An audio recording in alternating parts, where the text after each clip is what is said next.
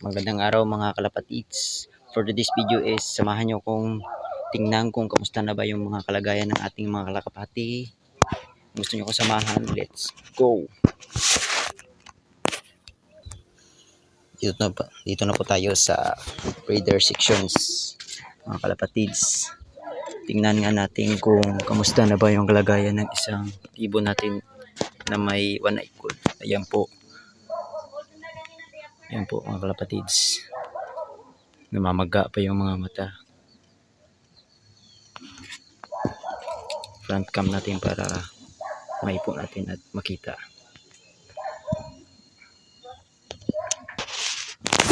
Basta lang muna natin ang camera.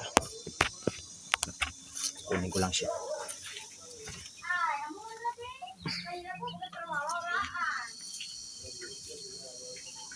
Ito na po siya.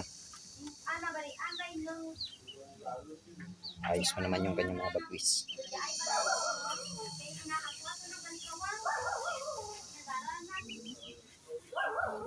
Ito po. Magang-maga pa talaga. Ayan, kabila. Abusan po tayo kasi ng gamot. Kaya gamot.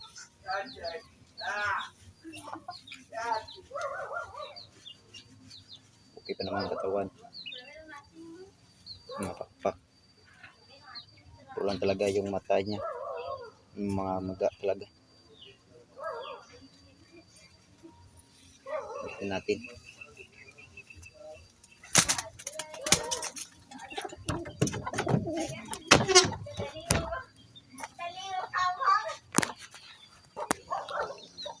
Ito naman po yung breeders natin na may inakay. Ito si itim, Maldita line. Tsaka ito yung pearl eye natin na checkered. Asarin na naman natin. Pangpasar lang mga kalapatids. Okay pa naman si Borga. Dito tayo ulit sa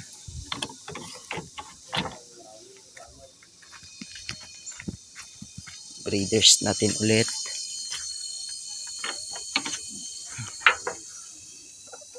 Es pa naman. Marako pa.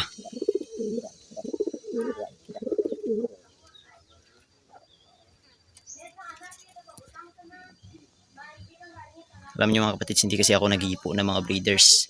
Minsan lang kapag meron silang inakay, pero kung wala pang inakay na nag-uumpisa pa lang, hindi ko nihipo kasi baka mabasag kasi yung itlog ng hen sa kanyang loob ng katawan. Kaya hindi ko nihipo. Hanggang lang muna, pakita lang muna mga kapatids. Ito naman yung breeders ulit natin. May itlog na yan. Di bali yung itlog ng kabilang breeders na yun na una kong pinakita, pinayaya ko dito. At ang itlog nila nito, kinuha ko muna. Dahil wala pa kasing lahi yun eh. Kaya kukunan ko muna. Ito sila. Bali, pinayaya ko lang muna.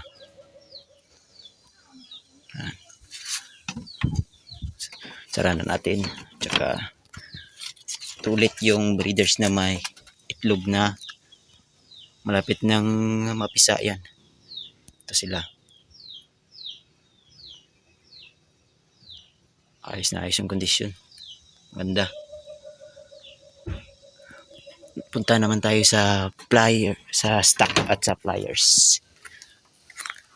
Ito yung plier section natin, pero punta lang muna tayo dito kasi may titingnan ako dito kung kamusta na ba yung kalagayan ng isang ibon natin na kagagaling lang sa sakit. Ayan na po siya. Ang bansot-bansot ng kasi may meron pa siyang balahibo na hindi naglulugon. Kaya inaantay ko lang na lumugod. Pero nirecover ko naman. Okay. Ulit yung binili natin. Kalapatids natin na taga Lawaan Antique. kay Aldrin Loops.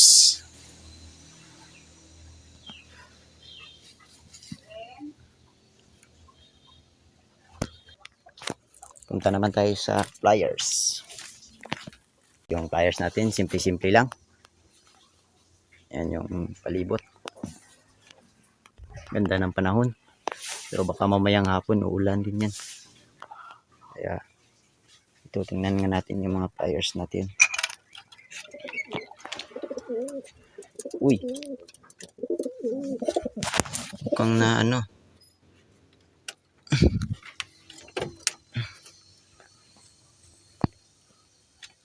Wait lang, kalapatids. Front cam muna natin.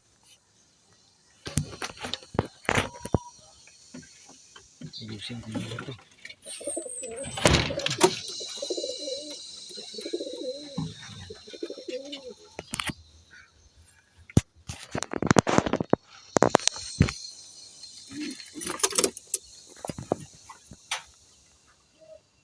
Baliktad din natin. Ito po sila. Ayan. Ito pala yung sasabak natin sa training. Ayun. Ito yung magkapares. Bali, nilagyan ko na ng paitlugan kasi para motivation kasi malapit na yung karera ng Old Bird category. August na. Kaya minomotivate ko sila. So, ito na lang yung natira. Yung tatlo ko nawala na. Yung kapatid nito na isa hindi na nakahubig. Tapos yung dalawang pares na dark blue bar at saka yung black hook hindi na umuwi. Kaya maliit na lang. Ito na lang yung natira. Sa kasamaang palad kaya hindi nakauwi yung black hook natin kasi nadali na ng Falcon. Pagka-release pa lang sa training box, unikot na pangalawang kaya sinalpok niya na. Hindi niya nakagalaw yung ibon. Kawawa naman, pero okay lang. Meron pa naman tayong natira.